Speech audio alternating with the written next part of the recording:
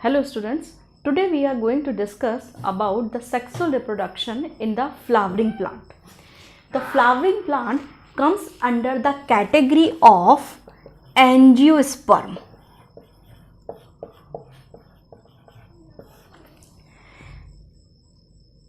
Angiosperm category के अंदर flowering plant को हम इंक्लूड करते हैं। किसी भी एक टिपिकल फ्लावर के अंदर अगर हम एक फ्लावर की बात करें तो फ्लावर के अंदर बेसिकली 4 व्हर्ल्स या 4 चक्र इन्वॉल्व होते हैं। First is calyx, second is Corolla, third is androecium and fourth part is gynoecium. Calyx की सिंगल यूनिट को हम सेपल कहते हैं, यानी कि ग्रुप ऑफ सेपल को calyx. Corolla group of petals या सिंपल लैंग्वेज में हम इसे पंखुड़ी भी कहते हैं, उसके ग्रुप को हम कोरोला कहेंगे। Androecium is the male part, और मेल पार्ट को हम बायोलॉजिकली जो साइन यूज करते हैं वो इस तरह का सिंबल यूज करते हैं। एंड्रोशियम में सिंगल यूनिट को हम स्टैमन कहते हैं, यानी कि group of stamen is called the androecium. Gynoecium का जो सिंगल यूनिट है दैट इज कार्पल, और पिस्टिल भी हम इसे कहते हैं। तो एक फ्लावर के अंदर बेसिकली ये 4 व्हर्ल्स हैं जो कि मेन रोल प्ले करते हैं फॉर द रिप्रोडक्शन। बट जो कैलेक्स एंड कोरोला यानी कि सेपल और पेटल वाला जो पार्ट है दैट इज असेसरी, या हम कह सकते हैं कि असिस्ट करता है, it is not the main part. ठीक है, लेकिन एंड्रोशियम और गाइनोशियम यानी स्टैमन एंड कार्पल या पिस्टल ये मेन रोल प्ले करते हैं, यानी कि ये मेन रिप्रोडक्टिव पार्ट है। ठीक है, तो यहाँ पर मेल पार्ट को फीमेल पार्ट तक अप्रोच करने के लिए जो असिस्ट पार्ट हैं वो असिस्ट करेंगे कैलेक्स एंड कोरोला। ठीक है, तो यहाँ पर फ्लावर के अंदर हम we are going to study androecium.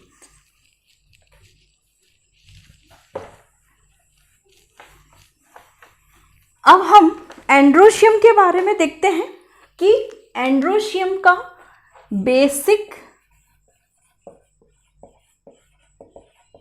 इसका सिंगल यूनिट क्या कहेंगे, stamen.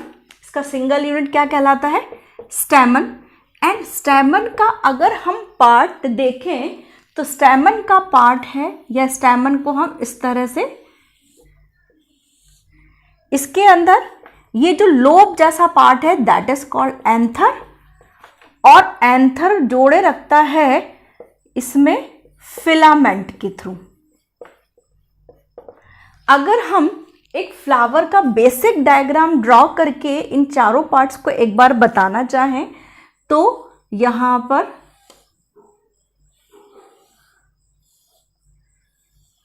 That is carpel,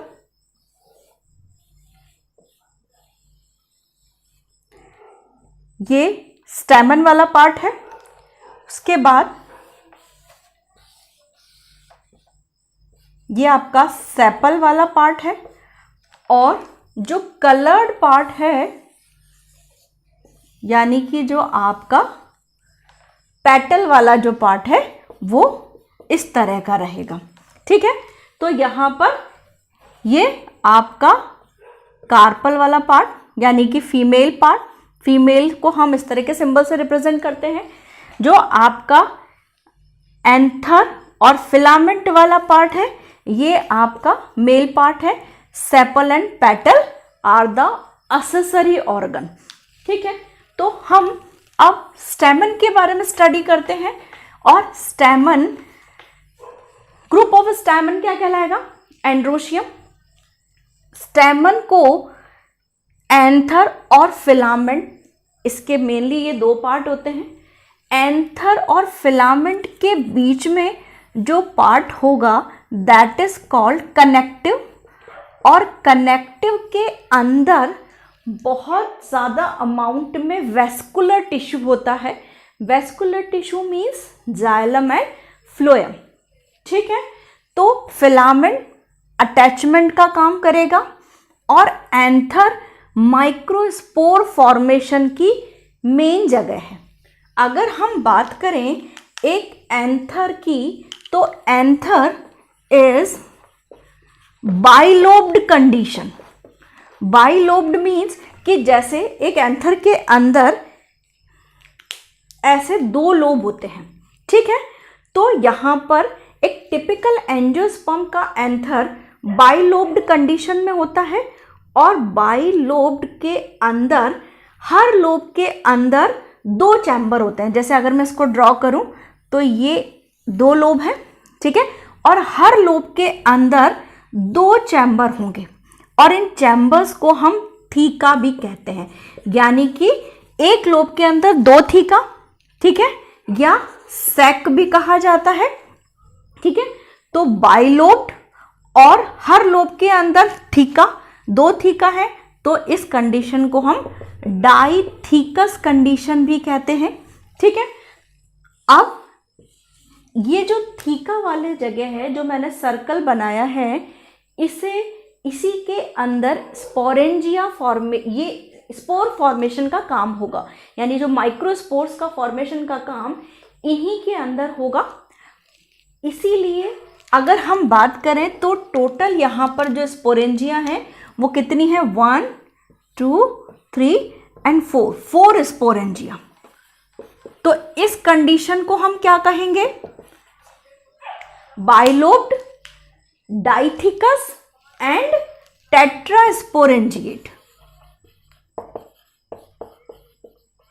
bilobed, डाइथिकस and tetrasporangiate condition होती है। यानी कि एक टिपिकल एंजियोस्पर्म के अंदर जो आपका एंथर है, एंथर की कंडीशन क्या होगी, बाइलोब्ड, डाइथिकस और टेट्रास्पोरेंजिएट। यानी कि स्पोर फॉर्मेशन का काम कहां पर होगा, इस स्पोरेंजिया के अंदर। ठीक है, और स्पोरेंजिया कहाँ है, एंथर के अंदर। ठीक है, तो यहां पर ये हुआ। और फिलामेंट का काम क्या है, अटैच करके रखना।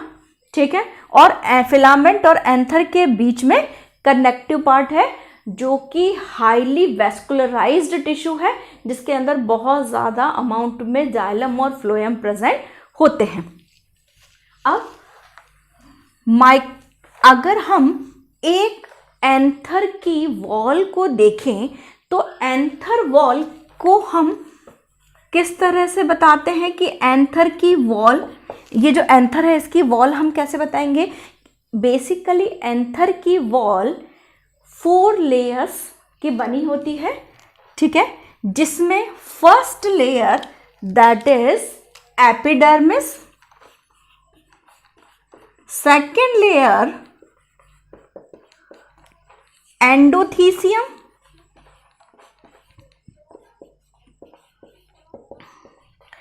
Third layer middle layer and fourth layer tapetum. यानी कि एक एंथर की 4 बेसिक लेयर्स होती हैं, epidermis, endothecium, middle layer and tapetum, जिसे हम शॉर्ट फॉर्म में E2MT, एक आप छोटा सा ट्रिक भी इसको याद कर सकते हैं, E2MT, जैसे ENT होता है तो यहाँ पर E2MT। ठीक है, अब हम हर लेयर का डिस्क्रिप्शन देख लेते हैं। एपिडर्मिस आउटर मोस्ट लेयर है, आउटर मोस्ट लेयर है। अगर मैं इसकी एक एंथर की एक स्पोरेंजिया को ड्रॉ करूं तो यहाँ पर ये इसकी आउटर लेयर है और आउटर लेयर प्रोटेक्शन का काम करती है and it is the single celled layer, यानी कि ये एक सिंगल सेल की लेयर होगी। ठीक है, एंडोथीसियम बेसिकली ये भी सिंगल सेल है and endothecium below the epidermis रहेगा,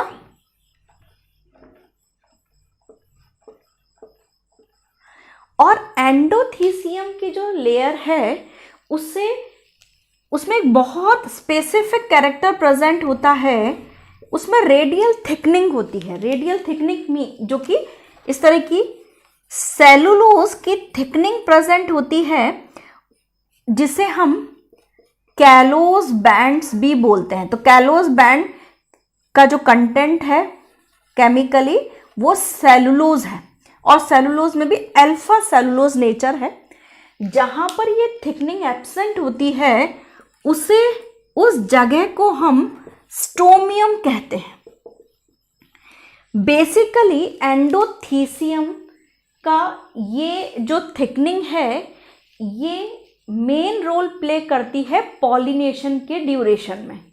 वहाँ पर ये कैलोज बैंड एक टफ लेयर की तरह काम करते हैं, कि जैसे इसको अपन इस तरह से समझ सकते हैं कि ये जो यहाँ पर कैलोज बैंड की थिकनिंग है तो ये लेयर टफ हो जाती है, ठीक है। लेकिन जो ऊपर की लेयर है जिसमें ये थिकनिंग नहीं है, वहाँ पर जो वॉल है वो वॉल जो है बहुत डेलिकेट होती है। तो जब कोई टफ पार्ट है तो ये लेयर जब बहुत ज़्यादा बल्क में प्रेशर होता है तो बहुत एक्सप्लोजिव मैकेनिज्म के थ्रू फटती है, तो जिसकी वजह से जो पोलन ग्रेन्स अंदर बन रहे हैं वो एक बहुत ज़्यादा हाइपर मोड पे बाहर निकलते हैं। और इससे फ़ायदा क्या होता है? इससे फ़ायदा ये होता है कि पोलन ग्रेन्स की अप्रोच बहुत ज़्यादा डिस्टेंस या बहुत ज़्यादा दूर तक हो पाती है, ठीक है। अब यहाँ पर middle layer 1 to 3 layer thick होती है, एंड बेसिकली इसका नेचर होता है पैरेन्काइमा। और जो पैरेन्काइमेटस टिश्यू का जो नेचर है, पैरेन्काइमेटस टिश्यू का नेचर होता है फूड स्टोर करना। तो जो फूड स्टोर के लिए मेन जो जगह है या लेयर है वो मिडिल लेयर है। जो टैपिटम है फोर्थ लेयर जो टैपिटम है वो मिडिल लेयर से न्यूट्रिशन रिसीव करके पोलन ग्रेन्स तक पहुंचाती है। तो मेन न्यूट्रिटिव लेयर है टैपिटम, ठीक है। और फूड स्टोर करने का काम कौन कर रहा है? मिडिल लेयर, ठीक है। टैपिटम को अगर हम देखें तो टैपिटम बेसिकली 2 टाइप की होती है। First is the primitive type, जो कि एंजियोस्पर्म का इनिशियल स्टेजेस जो थी उनमें पाया जाता है, जिसे हम अमेबॉइड टाइप भी कहते हैं। एंड जो टैपिटम का कह सकते हैं एडवांस्ड वर्जन है वो ग्लैंडुलर है। अब इन दोनों में डिफरेंस क्या है? अमीबॉइड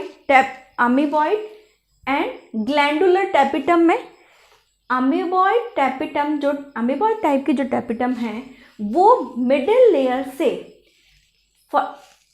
इनिशियल लेवल पे ही, यानी कि ग्रोथ के टाइम पे ही पूरा न्यूट्रिशन लेके टैपिटम अपने अंदर स्टोर कर लेती है और मिडिल लेयर को डीजेनरेट कर देती है।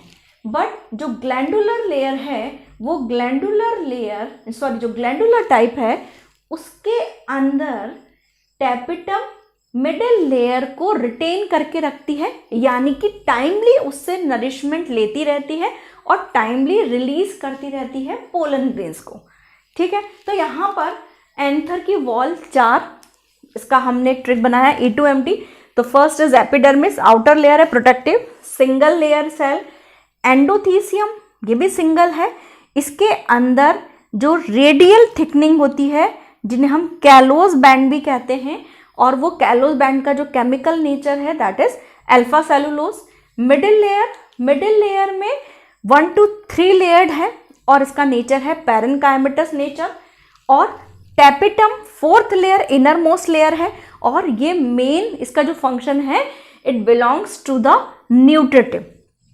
और टैपिटम मेनली 2 टाइप की होती है, amoeboid and glandular. Amoeboid tapetum is the undeveloped या लेस डेवलप्ड वर्जन है tapetum का, और जो ग्लैंडुलर टाइप है वो रिसेंट वर्जन है, कह सकते हैं कि डेवलप्ड टाइप का है, जिसमें मिडिल लेयर एग्जॉस्ट नहीं होती है, खराब नहीं होती है, और टाइमली वो फूड को रिलीज करती रहती है. अब now we are going to study the microsporogenesis. Microsporogenesis, sporogenesis means कि स्पोर्स का फॉर्मेशन हो रहा है.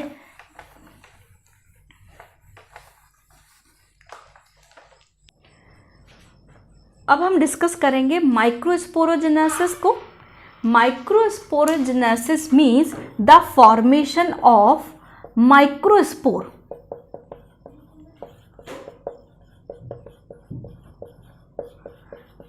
एंड प्लांट के रेफरेंस में जो माइक्रोस्पोर है वो है पोलन ग्रेन, यानी कि पोलन ग्रेन का फॉर्मेशन हम पढ़ेंगे माइक्रोस्पोरोजेनेसिस के अंदर. जेनेसिस मीन्स फॉर्मेशन होना, और माइक्रोस्पोर का फॉर्मेशन होना मतलब कि माइक्रोस्पोरोजेनेसिस. प्लांट के अंदर जो एंथर स्ट्रक्चर हमने डिस्कस किया था, एंथर की जो वॉल है, जो लेयर्स हैं, उसके अंदर स्पोरोजिनस सेल्स प्रेजेंट होती हैं. जो स्पोरोजिनस सेल्स हैं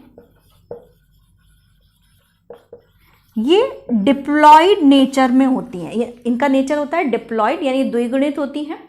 स्पोरोजिनस सेल्स बल्क में बढ़ती हैं और इनके अंदर नंबर में बढ़ती हैं, और इनके अंदर जो डिवीज़न होता है वो माइटोटिक डिवीज़न होता है, जिसकी वजह से जो स्पोरोजिनस सेल्स हैं उनका नंबर बहुत ज़्यादा बढ़ जाता है, और वो सेल्स जो कि अब रेडी होती हैं पोलन ग्रेन्स को फॉर्म करने के लिए, वो कहलाती हैं पोलन मदर सेल.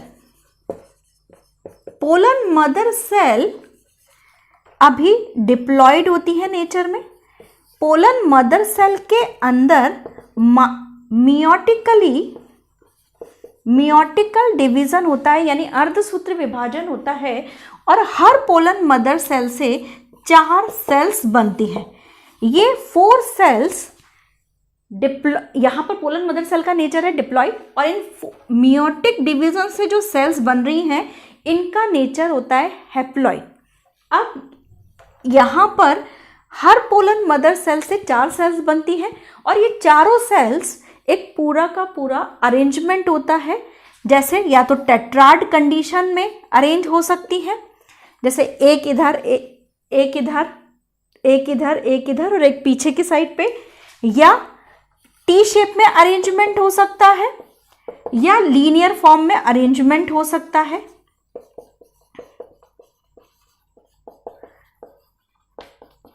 तो हर पोलन मदर सेल से मियोटिकली ये सेल्स बनती हैं, 4 सेल्स बनती हैं, और इन 4 सेल्स का अलग अलग तरीके से अरेंजमेंट होता है. जो जनरल अरेंजमेंट है वो टेट्राड अरेंजमेंट होगा.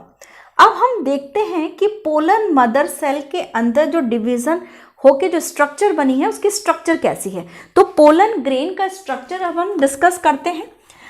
तो पोलन ग्रेन अगर हम क्रोमोसोम नंबर के हिसाब से बात करें तो क्रोमोसोम नंबर में वो कैसा है, हैप्लॉइड है, क्योंकि पोलन मदर सेल के अंदर मियोटिक डिवीजन हुआ है.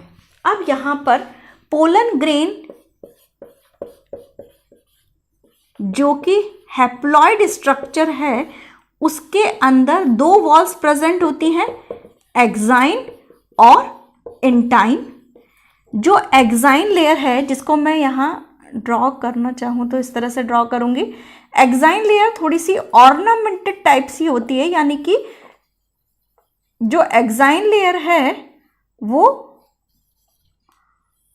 जिस स्ट्रक्चर की बनी होती है वो स्ट्रक्चर रेजिस्टिव स्ट्रक्चर होता है, जिसे हम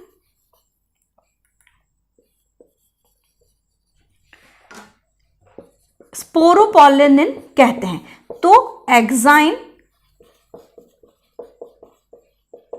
स्पोरोपोलिनिन एंड क्यूटीन की बनी होती है. एक्साइन स्ट्रक्चर में स्पोरोपोलिनिन की वजह से जो पोलन ग्रेन्स हैं वो डिग्रेड नहीं होते, क्योंकि स्पोरोपोलिन बहुत ज़्यादा हाईली नॉन बायोडिग्रेडेबल मटेरियल है। इसीलिए जो फॉसिल्स हैं, प्लांट के जो फॉसिल्स हैं, उसमें पोलन ग्रेन बहुत अच्छी कंडीशन में मिलता है। स्पोरोपोलिन को सिक्रीट करने का काम किसका होता है? टैपिटम, जो कि 4th लेयर है। अब यहाँ पर एक्साइन लेयर के नीचे प्रेजेंट होती है intine layer. Intine layer pectin and cellulose की बनी होती है, जिसे पैक्टोसेलुलोज भी हम कंबाइंड फॉर्म में कहते हैं। जहाँ जहाँ एक्साइन एब्सेंट होता है उस जगह को हम कहते हैं जर्मपोर।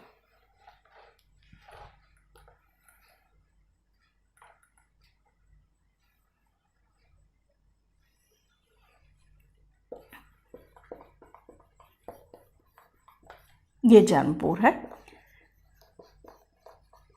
ये एक्साइन लेयर है, ये इंटाइन लेयर है।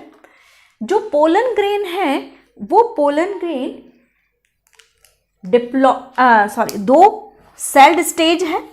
इसके अंदर 2 सेल प्रेजेंट होती है। जो स्मॉल सेल है वो जनरेटिव सेल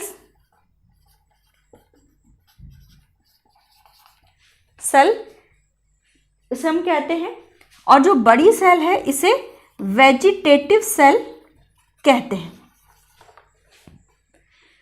जनरेटिव सेल छोटी होती है और वेजिटेटिव सेल बड़ी सेल होती है। इसका वेजिटेटिव सेल का न्यूक्लियस भी बड़ा होता है। वेजिटेटिव सेल का main function pollen tube germination है। वेजिटेटिव सेल का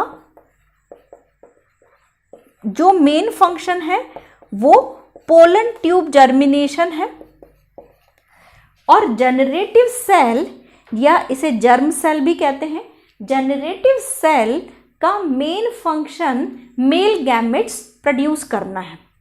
अभी इस कंडीशन में पोलन ग्रेन 2 सेल्ड स्टेज में है एंड जनरली पोलन ग्रेन इसी 2 सेल्ड स्टेज में फीमेल पार्ट तक अप्रोच करते हैं। लेकिन कुछ केसेस में जर्म सेल या जनरेटिव सेल को जनरेटिव सेल से 2 मेल गैमेट्स भी प्रोड्यूस होते हैं।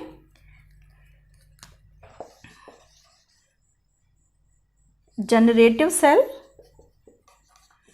ये डिवाइड हो जाती है और मेल गैमेट्स बनाती है। तो एक जनरेटिव सेल से 2 मेल गैमेट्स, तो इस कंडीशन में पोलन ग्रेन 3 सेल्ड स्टेज में आ जाता है और एक वेजिटेटिव सेल और 2 मेल गैमेट सेल।